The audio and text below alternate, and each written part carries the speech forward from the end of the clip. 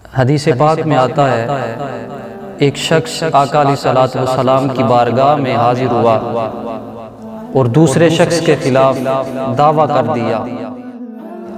عرض کی یا رسول اللہ صلی اللہ علیہ وآلہ وسلم، اس شخص نے میرا اونٹ چوری کیا ہے اور دعویٰ کرنے والے نے دو گواہ بھی پیش کر دیے۔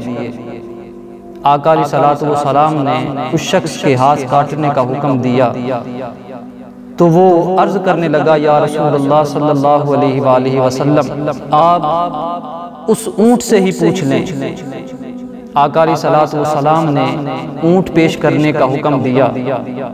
اونٹ آیا تو آقا علیہ الصلوۃ والسلام نے سوال کیا کہ میں کون ہوں؟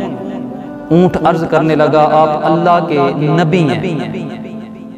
آقا علیہ الصلوۃ والسلام نے پوچھا کیا معاملہ ہے؟ تو اونٹ عرض کرنے لگا یا رسول اللہ، یہ شخص بھی جھوٹا ہے اور یہ گواہ بھی جھوٹے ہیں، میرا مالک وہی ہے۔ آقا علیہ الصلوۃ والسلام نے اس شخص سے پوچھا کہ تو کیا وظیفہ کرتا ہے کہ تیرے حق میں جانور بھی گواہیاں دے رہے ہیں؟ اس شخص نے عرض کی یا رسول اللہ صلی اللہ علیہ وآلہ وسلم، میں آپ کی ذات پہ درود پڑھتا ہوں۔ تو آقا علیہ الصلوۃ والسلام نے ارشاد فرمایا کہ اسی عمل پہ قائم رہنا۔